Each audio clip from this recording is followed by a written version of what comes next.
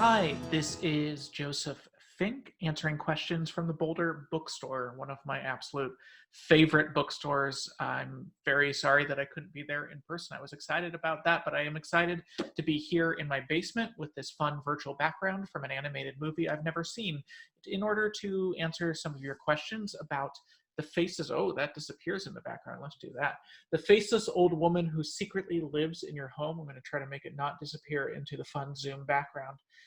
This is my favorite of the books we've written. I'm really excited about this one, and I'm really excited for you all to read it. So let's get right to your questions. The first question is: The Faceless Old Woman has been a recurring but fairly mysterious character on the podcast for a long time. What led you to write so in depth about her history and past? Yeah, it's interesting.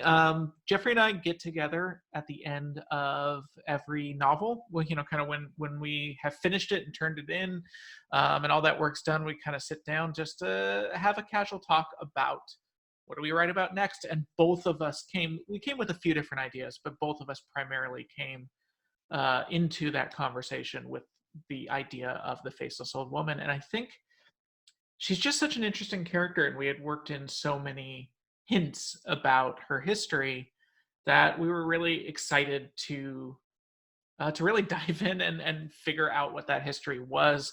I also went in with uh, a book that made a big impression on me is The Count of Monte Cristo. Just it's such a massive book and yet such a page turner the entire time, and so I was really excited about essentially writing a Night Vale version of The Count of Monte Cristo. So that's what we did. Uh, Second question: How did this character first come about? She is voiced by Mara Wilson on the podcast. Did her performance of the character influence her development over the years? So the first part of that question, how did this character first come about? Actually, the answer is Twitter. We had this Night Vale Twitter account, we still do, and we would just kind of tell these little jokes. And one of the jokes I told early on was a joke about the faceless old woman who secretly lives in your home, and it was just this funny little phrase. And then I don't ooh hit my microphone. Um, then I don't remember which of us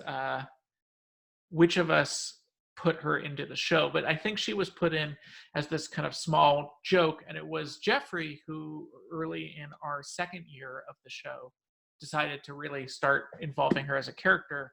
Around that time, Mara Wilson had started interacting with us on Twitter, so we invited her to record. She came to my tiny, tiny little ramshackle apartment in Williamsburg, Brooklyn, and recorded into my little snowball microphone. It's like a $40 USB microphone.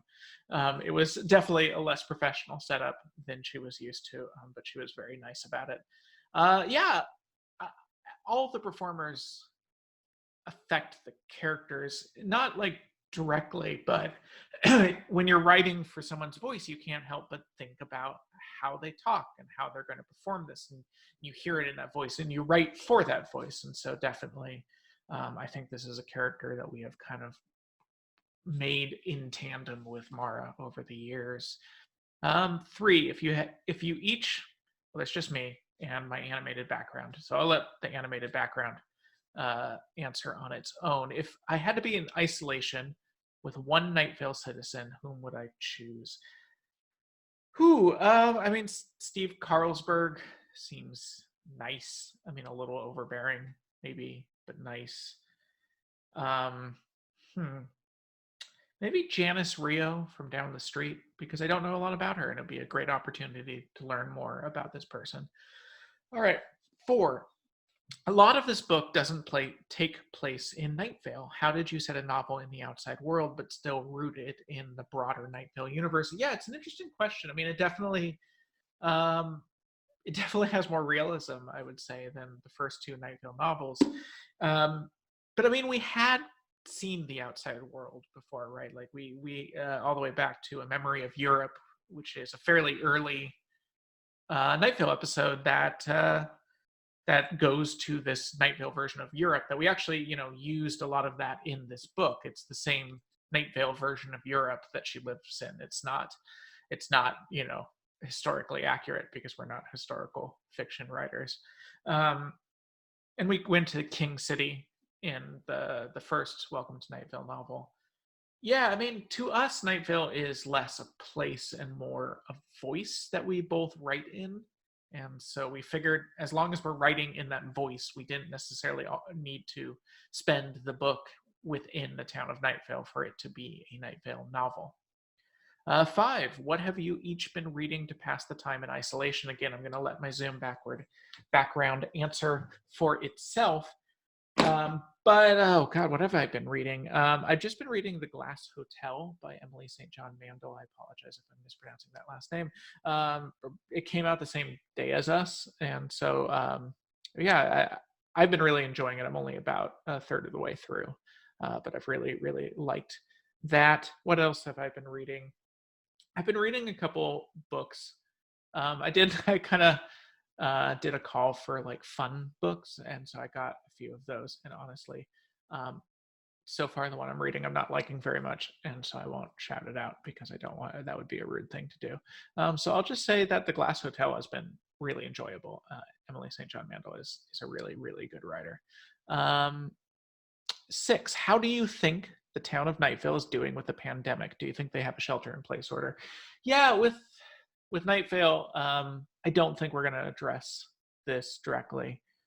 I feel like people come to Night Vale for stories that take them away from themselves. And I already have, so I've started this podcast called Our Plague Year. If you haven't heard it, I give it a listen.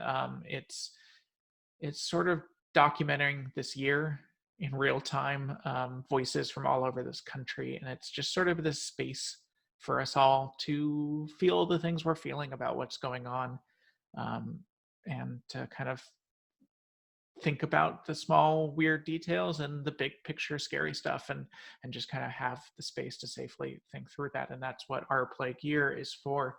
So Welcome to Night Vale, I think, is a place where people want to hear stories, that aren't about the thing that every other story in our life is currently about. So I don't think we'll address that directly at any point in Night Vale. 7, how different is it to write for the podcast versus the book? Is one more challenging than the other, or are they challenging in different ways? They're challenging in different ways. I mean, the podcast is just a constant deadline, right? We do an episode twice a month, and so there's just always the next episode. You finish an episode and you're like, I did it, and then the next episode comes up again in a few, a couple of weeks, and so you always have to be on top of that. But you can kind of play around and just go into an episode being like, I'm just going to try this thing, and since it's only 20 minutes, if it doesn't work perfectly, that's fine. It was just sort of this 20-minute experiment. Whereas with a novel, obviously, in 5 years we've only put out 3, and so these have to be, they have to be our best effort. They have to be these really complete, well written things. And we always try to improve too. I think It Devours was our best effort to write a better book than Welcome to Night Vale, and this is our best effort to write a better book than It Devours. And I think we have. I really think that this is the best novel we've written. It's certainly the most, I don't know, literary Night Vale novel we've written. It has aspirations, I think, beyond just being a story in Night Vale. I think we're trying to do something larger, and it's really enjoyable to get to play around with that. You know, when we're mostly writing for audio fiction. Finally, can you read us a short passage from the book? Absolutely. So what I did is I picked out a part to read, and then I cleverly closed the book without marking it. So I now have to find where I was again. So you can just, I'm gonna move out of the way and let you enjoy this really beautiful backdrop. I've gone too far. All right. This is a passage from sort of the middle of the book, but I think it's pretty standalone. This is the Faceless Old Woman speaking to a man named Craig about his romantic partner, Amaranta. Amaranta asked you what you want to do with your career. You've held the same assistant level job editing press. I'm going to try that again. You've held the same assistant level job editing press releases and marketing copy for the Ford dealership on Route 800. Ford, our cars are built strong. Our cars are built out of bones, weird metal bones that we found buried in a meteor. Ford, drive weird bones. That was your copy. That was good. A catchy and relatable marketing campaign that drew huge sales. But it was your boss who earned the raise. You're creative and indispensable to your company, but where are you going in your own career? That's what she wants to know. She cares about your life, sure, but she also cares about her own. If you have no direction within yourself, you'll have no direction with your relationship. I want to take this time to point out once again that Amaranta wants a family. She wants to be happy, and to achieve that, she wants you to be happy for longer than the present moment. She loves you, and you're behaving like that love is a piece of art to be hung on a wall, a thing of beauty to behold each day, to revel in its colors and strokes of oil. But love is not a piece of art. Love is a tree that grows roots and needs sunlight and water all the time. Love experiences seasons, seasons of lush leaves, of scorched branches, of starving insects, of brutal cold, and of sugar-sweet fruit, which, when eaten, streams stickily. That is a tricky sentence to say out loud. Sorry, Amara, who read the audiobook. And of sugar-sweet fruit, which, when eaten, streams stickily down your chin. You're unable to take it all in. A tree needs everything around it to contribute to its well-being, and its environment is constantly changing. If you don't understand that, then the tree will die. Beetles will eat it, or the blight will, or larger trees will block its sun, overpower its roots. Which brings me to Jennifer. You talk to Jennifer a lot. You work together, and your relationship is completely platonic. I know. I've read all of your emails and texts to her and listened in on your conversations at the dealership as I crouched under the counter that holds the Keurig. I'm not accusing you of infidelity, but why have you never mentioned Jennifer to Amaranta? She's met Julius and Brian and Orlando, all of your male friends. Is this a relationship you're hiding not out of guilt, but out of protection? You're storing Jennifer away like a rainy day fund. Jennifer is a human, not a wad of cash or a buried treasure. The problem is not that you're friends with a woman. The problem is how you treat that friendship. Either she's an open part of your life, which includes Amaranta, or she's not. I've done what I can to help with this. Jennifer quit her job last night. You won't see her at work anymore. She stayed late to finish up paperwork after everyone had left. In the middle of her task, all of the lights went out. In the first moments of a light turning out, before the eye adjusts, the darkness is absolute. She couldn't even see the desk in front of her. She tried shaking her arms in the air, but the office doesn't have motion sensing lights. Her breathing sounded unusually loud to her, like it wasn't only her that was breathing. Who's there? Craig, is that you? She called. She thought of you, Craig. How nice. Footsteps circled her, a spiraling path in the dark closing in. She realized she had been holding her breath that whole time. Then who had she heard breathing? She scrambled back from her desk and ran for the break room, bumping painfully against furniture and walls as she went. There she fumbled for a knife from the kitchen. It is a miracle her hand found the handle and not the blade. Or maybe a friendly interloper turned it at the last second, because the interloper wanted Jennifer terrified, not maimed. Jennifer poked the blade tentatively in front of her, announcing, "I'm calling the police."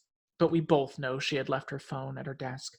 She knew this because she saw her touchscreen light up from across the office. I knew this because I had taken her phone from her pocket. She heard the sound of a bird, specifically a dove. Coo, coo. The sound came lightly from the tiny phone speakers. Coo, coo. It sounded almost like an owl. Her ringtone had been Party in the USA, but this was so much nicer, more elegant. Now that the phone had drawn her attention, she saw against the window behind her desk a shadow of a person hunched and elderly, crawling across the wall like a roach. Jennifer screamed. The woman on the wall screamed too, a perfect mirror of Jennifer's scream. As we screamed, the lights clunked back on and Jennifer was alone, or at least she couldn't see anyone else. Jennifer walked to her desk and to her phone still ringing with the dove's repeating coo. Next to it, an actual dove, its wings missing and its head removed. She picked up the phone. It was showing her mother's number. She answered the call. "Mom?" she said. A dry-throated voice responded, a voice that was hundreds of years older than her mother. "You are not safe here." Jennifer called her manager on her drive home and quit her job effective immediately. Anything that she wasn't able to take on her first trip out of the building, she left behind. So I suppose you won't be able to visit with her at work anymore. These things happen. Although there is something even I don't understand about this story. As I've said, I don't breathe anymore, so who was that breathing? Ah, well, Night Vale keeps its mysteries, sometimes even from me. All right, that's it. Thank you so much to everyone who watched this. Thank you to the Boulder Bookstore. The book is The Faceless Old Woman Who Secretly Lives in Your Home. I hope that you read it and that you enjoy it.